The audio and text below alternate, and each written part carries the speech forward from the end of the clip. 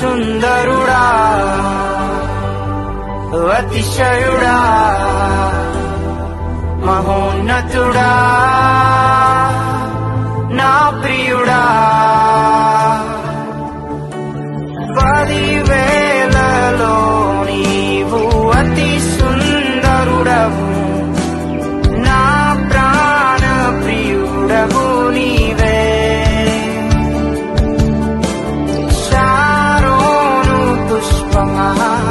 లోయలోని పద్మమా